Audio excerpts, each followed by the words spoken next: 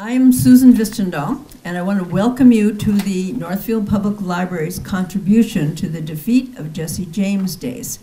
Now, you may ask, what does the Archer House have to do with the 1876 James Younger bank robbery? Did the gang lay their heads on pillows there that night before the robbery? Did the gang do that? No, because the robbery was in 1876 and the Archer House was not built until 1877. But later on, I'm going to tell you about a connection that I just heard about this year. Between 2007 and 2016, I wrote 119 historic happenings columns for the Entertainment Guide. And in 2014, I wrote a book focusing on Northfield, which was published by the Northfield Historical Society, and By All Means Graphics, which is shown in the first illustration there. Well, the one right before the first illustration there. Sort of and after my talk, I'm going to have copies of all my books for sale, which include volumes on Northfield, St. Olaf and Carleton, and the history of the St. Olaf Band, which was co-written by Jeff Sauvé. The band book was published by All Means in December of 2019, just ahead of the pandemic. Not the best timing for a book. But I'm happy to tell you in person tonight that there's going to be a debut of the second edition of Volume 1, which you see there, a second edition which includes an unfortunate addendum about the sad fate of the Archer House, along with other updates. And the hotel that you see there in the middle is going to be, in the new edition, is going to be David Allen's colorful 2020 picture of the hotel. And then after my talk, I hope, while I'm signing a lot of books for you back there, we'll be moving people, be moving it away there so that there's room. You will share your memories with each other about the Archer House. We have time constraints with this being videotaped for later broadcasts, so we won't have time for a formal question period at the end, but I have a lot to talk about. I first wrote about the Archer House in August of 2011 when an open house was being held to show off a $1.1 million renovation of the historic, iconic French Second Empire red brick building on Division Street. Tonight, I want to start by taking you back to the opening of this four-story hotel. John North, the founder of Northfield, had built a hotel called the American House in 1855, but in 1867, that became the first home of Northfield College, later known as Carleton. So this new hotel was trumpeted as a gauge of how much progress Northfield had made as a community that needed a housing for visitors. Now here's the Archer House in 1890. But in 1877, that's when the opening began in a swirl of excitement. It was built at a cost of $13,000. That would be $260,000 today, by James Archer.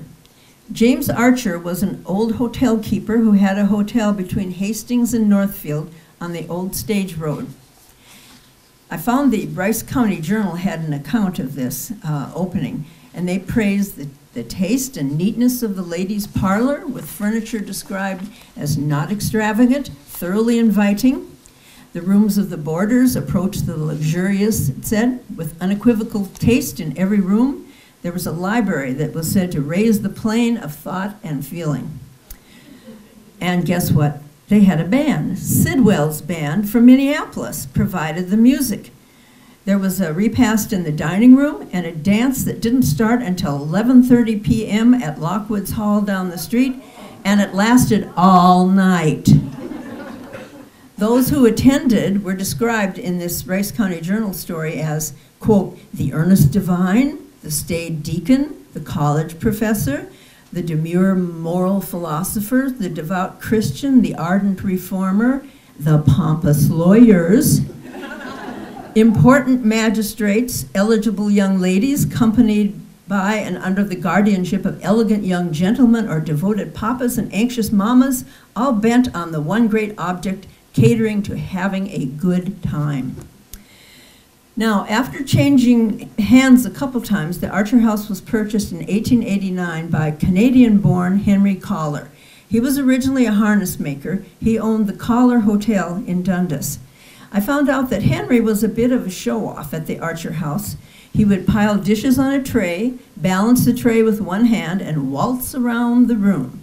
One day, however, he got too close to the swinging kitchen door at the precise moment that Big Emma, a 180-pound waitress, pushed through.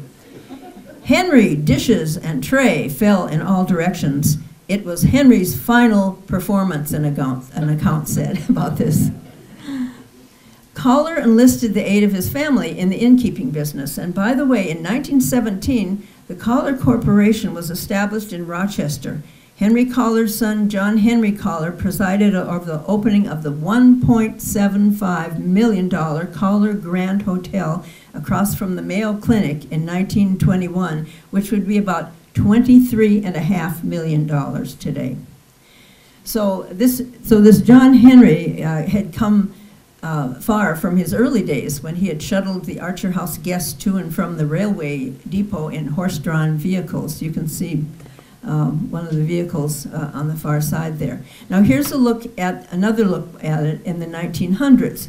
Electricity was added in 1900, and you can note the carriage there as well.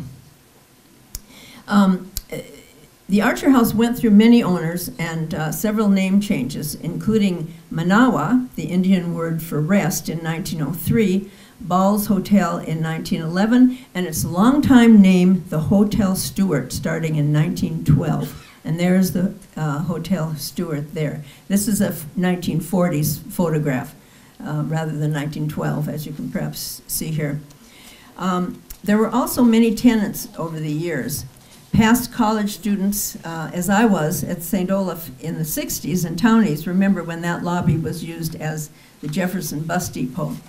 The old hotel was showing its age by then. It was said that when you checked into it, you were handed a rope with a hook on the end, and that was your fire escape. I guess you were supposed to hook the rope to the window ledge to get out. I'm not exactly sure. Okay, our next one is Dallas Haas inside the Archer House in the mid-1980s. Building contractor and developer Dallas Haas, who grew up in Bloomington, started building in Farmington, Prior Lake, and Burnsville. He turned to Northfield in the 60s, and he had been remodeling the Nutting building next door to the hotel, sometimes using up the hotel parking spaces. And Northfielders like writer Maggie Lee told him he should fix up that old hotel. Well, he finally gave in and bought it in the spring of 1981, saying that way he was no longer trespassing next door. Dallas wrote in a hotel brochure that reality quickly set in, that he had purchased a more than 100-year-old building containing more than 15,000 square feet with 30 hotel rooms, about 2/3 of them in so-called operating condition. Maggie Lee said much was in decay. She said he and his crew simply ripped out everything, with 15 tons of debris taken out of the 3rd floor alone. Maggie wrote, there were times when he could willingly have consigned the place to the junk heap, yet he carefully redeveloped the Victorian treasure. Now, I discovered a videotape of a talk that Dallas Haas gave here, right here in our library, on February 11th, 1987, still available on ntv.org. I never met him, but I sort of felt like I met him when I saw him on that videotape. And there was Northfield's legendary news writer and editor Maggie Lee with her wig, dressed in her customary purple, right up front on that 1987 video that I saw. Dallas talked about how he took a hit financially after buying the Archer House, having been given a 3-page letter about what he had to do for the hotel license, including putting in fire alarms, and how he dealt with freezing pipes, high heating costs, since it took 6 hours to warm up the 3rd floor with heat as it was going out the windows. Now, recently I spoke with Dallas's wife, Sandy Haas, who is here. Okay, and she shared his vision from of the future from the beginning of the hotel. And this is what she told me. We would go in each room and sit on the floor with sketch pads and decide how we were going to do the rooms, including whirlpool tubs in the big rooms, since that was a big deal back in the 80s. She brought in furniture and searched for fabric and wallpaper in the Twin Cities. She said, "We were like yin and yang. My strengths were his weaknesses and vice versa. We worked so well together." Dallas Haas brought back the Archer House name. He renovated rooms, he updated private baths in every room, he restored the lobby, he brought back retail shops and restaurants to the building. A new front portico was constructed, patterned after historic photographs of the inn. Each room was given a name and a theme relating to a special part of local history. In the Carlton room, they had a whirlpool bath, wing chairs, and stained glass. The St. Olaf room had a daybed, iron bed, and shaker table and trunk. He put in new wiring, modern plumbing, updated heat and air conditioning, the fire and alarm systems, and a new 4-store elevator, all of which allowed the hotel to meet the modern demands. And Dallas Haas did not go the route of applying for grants using professional designers. He had his wife Sandy as designer and decorator. And they got their ideas from traveling to inns around the country. And they counted on shop owners and longtime employees and friends to help out.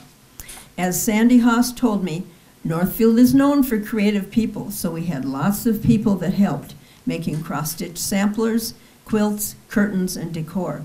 And she told me she would put stuffed animals in the rooms, and she filled the hotel with a line of ceramic cats that she found.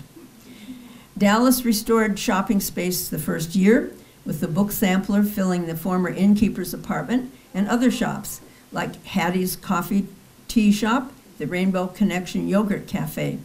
And then he worked on guest rooms, restaurant, tavern, and a riverside patio.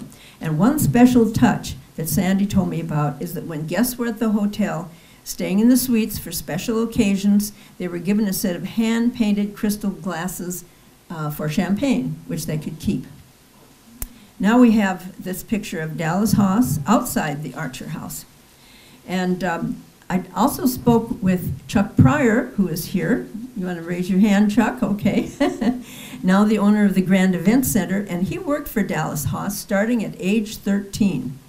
And Chuck told me that he learned a lot from Dallas, working on the Nutting Mall first, and then on the Archer House next door, spending a summer in the crawl spaces, pushing in electrical wires in the rafters. So he could understand how the 2020 fire could spread once it got inside the old construction. Chuck went on to own the Tavern restaurant in the Archer House from 1984 to 2018. At the beginning, I read that he would wash dishes by hand, and he would wait on the tables and also cook. The restaurant was prized for its relaxed atmosphere and fair prices, as many of you remember. Now, in 2013, I found that the Tavern served more than 40,000 Tavern special breakfasts that some of you may remember. All right. As for what Dallas Haas was like, Chuck said, Dallas never threw anything away, so he could come with specific pieces of wood from previous construction for his projects, wood that often had nails that they had to pull out, but he saved them. Chuck said that Dallas was a hard worker who would stick his neck out for anyone. Now, in 1983, Haas Construction was named Industry of the Year, and Dallas asked if that meant he had to wear a suit to the banquet, right? Okay. At that time, during this construction, he said, I've always been, this Industry of the Year, he said, I've always been enthused about having a hammer in my hand. From when I was very, very young, I guess I was always intrigued by putting things together. He was noted all the time for carrying a tape measure. Some of you may remember that. And Maggie Lee wrote, he always had a variety of projects underway and zipped from one place to another in a yellow pickup truck. But he always got back to the hotel when the buses were due. He enjoyed seeing who was arriving, and he talked to everyone, even helping out with luggage just for the fun of it. He was teased at that Industry of the Year dinner for his bellhopping. To much laughter, he said he'd been given a tip a couple times and he kept it too.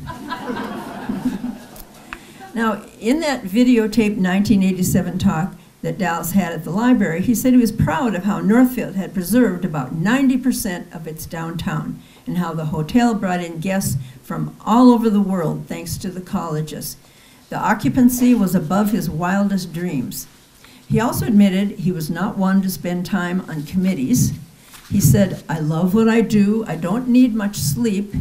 8 hours of sleep is a waste of time. It's 1/3 of your day and just conditions your body to sleep more." He also approved of the new pedestrian bridge, saying that it would open up the west side. And in 10 years, you will see something you won't believe, high-rises and retail, a great addition to the town. Dallas died of a heart attack while working inside the Archer House at the age of 56 on Sunday, August 13th, 1995. And this is what Maggie Lee wrote. "His life was a three-ring circus. He almost never allowed himself a trip or a day off. He just didn't spare himself. There's no doubt he was a workaholic. Yet who is to say he shouldn't have been? He wanted to do what he was doing. In fact, I'll let you know that he was a doer, and he called himself a doer. And he was once described as someone who just did things right now and dealt with the consequences later.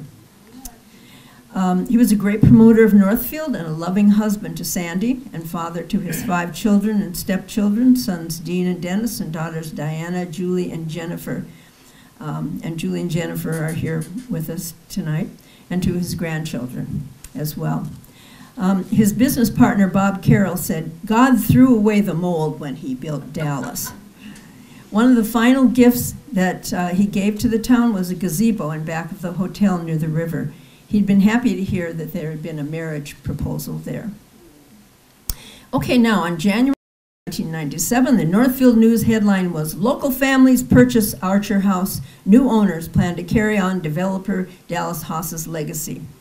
And here's the photo from 2011 when Rebound Hospitality was in charge.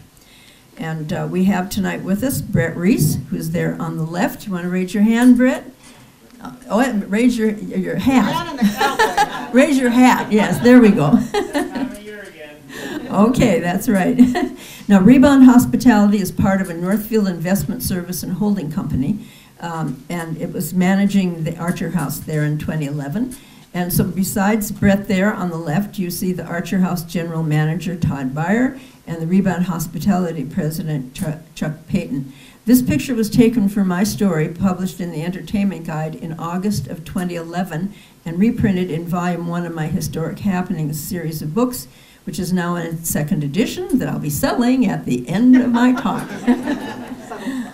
All right, now, for the past 24 years, Brett Reese and various partners have been involved with the operation and the preservation and enhancement of the Archer House, and I believe that is the longest period of time of any previous owners.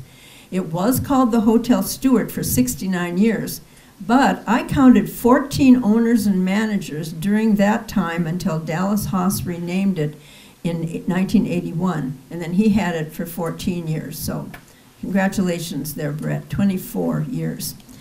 And I was able to interview Brett Reese on September 3rd, and I want to let you know that the transcribed audio tape of that interview and the one I did of Sandy Haas will be given to the Northfield Historical Society. Here are just a few of the highlights of my talk with Brett. I'm pretty sure he's close to being a townie because he was born in St. Paul, but he moved with his parents, Bert and Bernie, to Castle Rock when he was only 3 months old. And after early schooling in Castle Rock, he graduated from Northfield High in 1977. And here's something I love. When he was 12 years old, he took out a loan from Castle Rock Bank to buy 8 cows, bred to have 8 calves, and that helped pay for his college education at Luther College. I love that. So he was an entrepreneur. Yeah, he was an entrepreneur at a young age for sure. Now, he worked at the Rubenstein here in town during high school and college, 75 through 81, and he bought the business in 1982 with Dave DeLong, his first partner, and then sold it to Joe Grundhofer in 1988. Brett became a turnaround artist, helping turn around companies that were having financial and management problems, and he formed Rebound Partners in 2008. Rebound Hospitality was created to invest in and preserve historically significant properties, including the Archer House. Locally, he was instrumental in this community with the Reunion, the Fairfield Marriott, the Fifth Street Lofts, among other things, and he does a lot more beyond our town, But of course, we're concentrating on the Archer House tonight, which was the Stuart Hotel when he was growing up here. And here's something I didn't know. Brett told me that when the hotel was bought in 1997, it was bought under the corporation company name of Manawa, which was that Indian name that was given to the hotel back in 1903. So that's the legal name of the ownership, with Rebound Hospitality as the manager. Now here's the photo I took in 2011 to go along with my entertainment guide story. The Archer House, 2011. All right, now back in 2011, when this photograph was taken, an open house was held to celebrate the $1.1 million 21-month renovation project to honor the history of the building and its architecture while bringing luxury and modern amenities to the Grand Old Inn, according to a brochure. The renovation started with public spaces and basic infrastructure and then spread to 36 guest rooms and suites. Period-inspired colors, textiles, lighting, and furniture with modern enhancements like flat-screen televisions, mixed with restored original features including tin ceilings and clawfoot tubs. And Brett told me that the smaller rooms, some of the smaller rooms were put together to make larger rooms. It was the first remodeling since 1995. And at that time, the shops were Bittersweet Coffee and Eatery, a coffee shop and eatery, Chapati Cuisine of India restaurant, Tavern of Northfield restaurant and Tavern Lounge, a Bag Lady gift shop, and the Paper Peddlum Scandinavian gift shop. Now here's some statistics. In July of 2017, as the Archer House was about to celebrate 140 years, the Northfield News said it was vibrant as ever. From July 2009 to 2017, the hotel had a 250% increase in revenue. And the hotel was seeing 20,000 guests annually after the revamping. And Brett Reese, when I talked to him, he gave a lot of credit to Ted Byhre, saying that he really stabilized the Archer House, and he credits Jennifer Sawyer as well. Then, June 30th, 2019, the first fire, pans on fire in the Chapati kitchen, led to the sprinkler system leaking into the back kitchen area and the basement of the tavern, not quite there, tavern kitchen. The damaged tavern was being prepared for reopening, and the upstairs bar, here we go, had reopened. There, and some of you had not had a chance to see that. That was the interior renovation of the Tavern Lounge in 2020. And look at that luxurious, yeah, just a beautiful rendition there. Okay, well, some of you remember that before the renovation, the Tavern Lounge hosted musical acts, had a small balcony on the riverside. It was renamed the Archer House Bar for this picture. And as Brett Reese described it to me, it was gorgeous and starting to do really well. But then came COVID-19 and the November 12th fire. The unimaginable happened on November 12th, 2020. Here's a Fox aerial view of the fire on November 12th. The fire broke out in a food smoker at the Smokehouse restaurant. It spread through the walls, and soon smoke was billowing out from all floors with shooting flames visible to horrified onlookers like myself. I was here at the library watching. As the firefighters did their best for more than 24 hours to try to contain the conflagration, they used an estimated 2 million gallons of water. Yeah, no one was hurt, but 50 people lost their jobs. And the hotel included the River Inn and Bar, Chapati, the Tavern Restaurant, and Paper Peddlum of Northfield, the gift shop. Next, we have a photograph from Dale Brown. He was a wonderful photographer who died just a couple months after this. He took this photo and other photos. Yeah, so I wanted to put this one in here. Several Twin Cities television stations came down to cover the fire and its aftermath. And as unofficial historian for the town, I talked to WCCO and KSTP and had notes in hand in case they asked me about dates. We have that KSTP coverage here. And you'll notice at one point when we play this, they felt the need to have Jesse James literally pop into their story. Now, as I said in the beginning, the Archer House was built a year later after the bank raid. So at that time I was amused that this sort of reference was included. But I discovered recently there is a connection. The bravery of the Northfielders in fighting and defeating the gang inspired the nation, and people started coming to Northfield to see the site of the robbery. But there was no good place for them to stay. And so, one of the reasons that James Archer built the Archer House, which was completed in August of 1877, was to fulfill this need. Now, here is the KSTP coverage we're going to show to you. Welcome back to Nightcast. It's been just over 2 weeks since the Archer House in Northfield was hit by a huge destructive fire. No one was seriously hurt, but it took 24 hours to put out the flames. Left behind now is a lot of damage and questions about the future of this iconic hotel and small town landmark. As Richard Reeve tells us, the fate of the historic spot is still uncertain, but many hope at least a part of the building can be saved. The Archer House. It just makes me sad. A damaged jewel in Northfield. It really was the heart and soul of the community in many ways. Damaged by fire. I was with other people who were just in horror as they saw the smoke billowing out of the windows, and we just couldn't believe it. The stubborn, massive blaze broke out November 12th, 3:30 in the afternoon. I think almost 24 hours of water from 4 or 5 different fire departments onto the Archer House. Over 2 million gallons of water. A kitchen fire that spread. Smoker, restaurant, flames.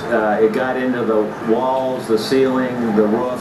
I think the fire department thought they had it under control, and then it sort of popped up. Now the Archer sits behind a chain link fence, quiet and empty, for the first time in its long history. We have to wait until the insurance company does its analysis, its report. Historical photographs show the grandeur, the elegance of this place, built in 1877. People were all excited because it meant Northfield was on its way. It had accommodations, you know, for people, for visitors, and it was a sign of the growth and prosperity of the community.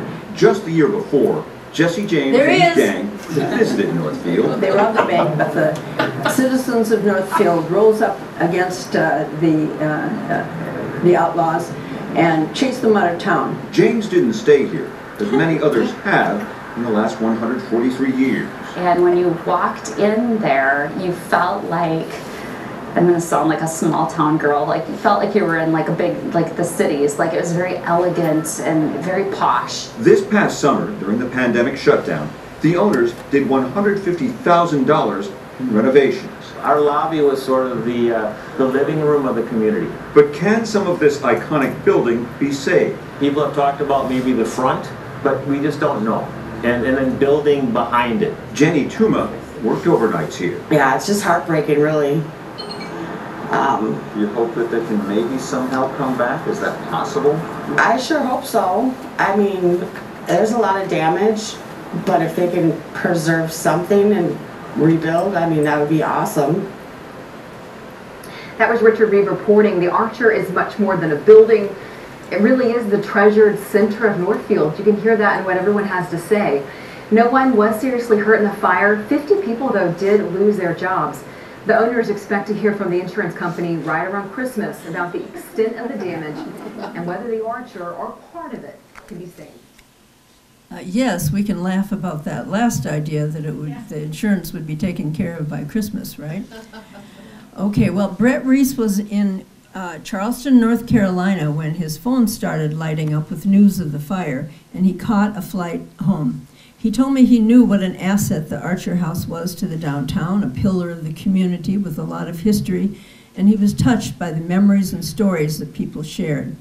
He was getting a lot of emails and texts and phone calls from all over the country, from Northfielders who used to live here and people who had gone to school, and he was touched by that.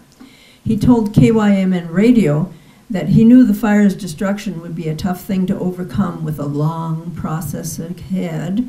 He praised his team and said, "We'll come out of here stronger and better." He certainly was right about that long process, right?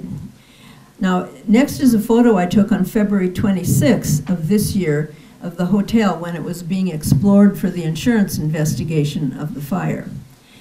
Nothing could be done until this was completed, and it took a long time with heavy equipment used, which worsened the damage in the building now open to the elements, with extensive mold, water, smoke, and structural damage.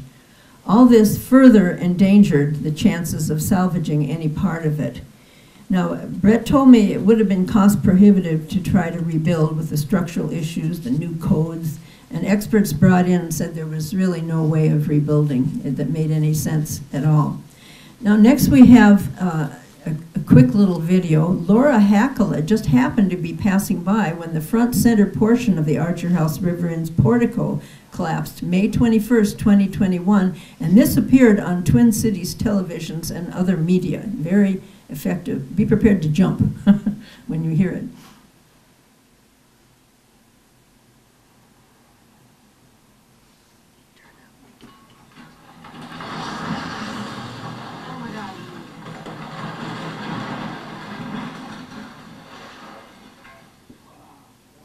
Yeah, very sad. Very sad. And here's the photo I took 10 days later on May 31st after the portico collapsed. So you can, nope, there you go. That's the photo of that I took. So you get an idea of it there. On May 28th, 2021, it was announced the insurance company had called the site a total loss. Now, I believe we have Tim Freeland's drone view at the very bottom, if you want to click on that. This was from August 4th of this year. This is the drone view that Tim Freeland did. A perspective that most of us weren't able to see, but Tim Freeland got it from the drone. So thanks to Tim for providing this for us. Now, Brett explained to me that since the Archer House is a National Historic District, there are processes that have to be gone through, including going through the Historical Preservation Commission to get a certificate of appropriateness, it's called, for demolition. So it might take another 2 months before demolition can begin, unfortunately. I think you're playing it again, right? Yeah. Okay. I can move on if you want. Well, that's all right. I asked Brett about future options, and he said, well, now we have to look for what's best for the next 144 years.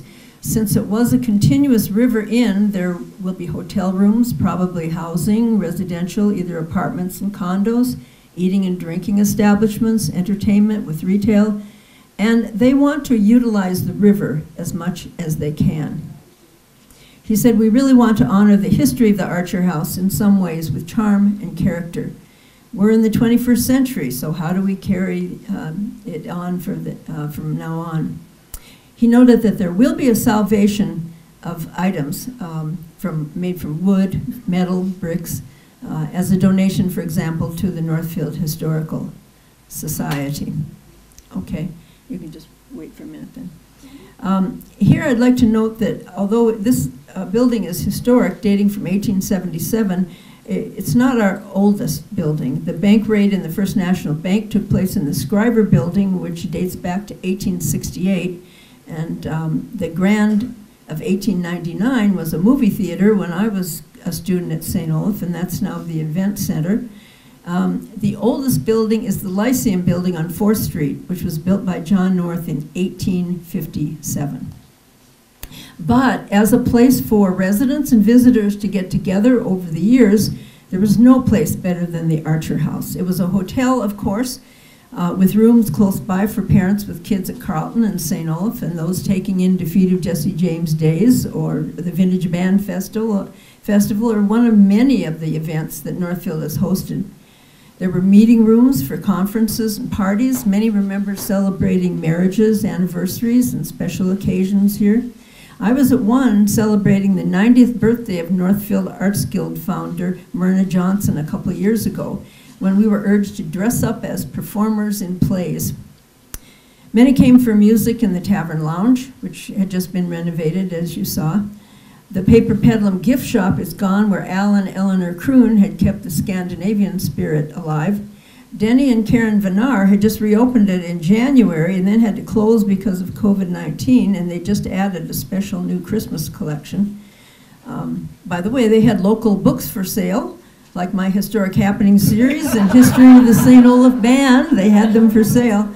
I hate to think of those all smoky and incinerated. And they had the works of David Allen as well, his artworks. But there's good news. The Vennars have reopened on Division Street, as you know, some of you know, at Jenkins Jewelry, where Jenkins Jewelry was. And they have my books and David Allen's works for sale. Yay! Okay, now we remember the Tavern restaurant with its well-known breakfast, which had to close due to the water damage after that 2019 fire. Here we go. And now the smokehouse and chapatis are gone. Also, I asked on social media for people to tell me of other businesses. We're going to get to that poster now. Yeah, I'm trying to find it. Okay, for people to tell me of other businesses which used to be in the Archer House. And memories flooded in with 72 people liking a photo I'd posted of Dallas Haas in front of the Archer House. There you go. This is a 1986 poster. I'll give you a chance to look it over a little bit here. You may remember the names of some of the shops shown in this poster. This shows Fyra Venner, which means four friends in Norwegian. I may not have pronounced that right, but Fyra Venner. Treats, Country Rose Antiques, The Tavern, Hattie's Coffee Shop, Book Sampler with new and used books, Jesse's Hideaway Antiques, and Nanny Goats. Other names you may remember, A Bag Lady, Bittersweet, The Flea of Sandy Cronquist, The Head Shop of Muslin Tops and Embroidery, Sherry's Christian Books, Rainbow Connection Yogurt, and of course Chapati of Norm Butler and Diane Burry, who were the owners of Chapati after Treats closed. And Maggie Lee wrote about Margaret Stark's gift shop in the Stuart Hotel and Archer House until 1983, which some of you remember. Treats was a deli with great sausage rolls, started by Elizabeth Schott and then owned by Barbara Hill in the Chapati space in the 90s. And I found a description. It has a full deli counter with salads, soups, meats, cheeses, baked goods, baguettes. And Dan Bergeson recommended the French onion soup in one of the online posts that I had. Now here's a photo that Nancy Moyer's daughter Maureen Valley provided of her mother at Nanny Goat Shop circa 1981, and some of you do remember that. She had dried flower arrangements from 1982 to 86, and her daughter, Maureen, told me that Nancy paid $40 monthly in rent, and she said that was probably subsidized by Dallas Haas because he wanted her there. Sandy Haas told me that Nancy made wreaths for all of the rooms. I'm going to close by mentioning a couple famous visitors who stayed at the Archer House. Jeff Sauvé wrote for the Northfield News shortly after the fire about when Booker T. Washington stayed at the Archer House. Arthur Roberts was the son of the manager of the hotel then, and at age 12, he was shining boots and running errands for pocket money. And on January 12th, 1900, Booker T. Washington came to give a speech at the behest of Carleton College. And Washington was the founder of the Tuskegee Industrial Institute, and he had written about times when the color of his skin made it hard to get a hotel room.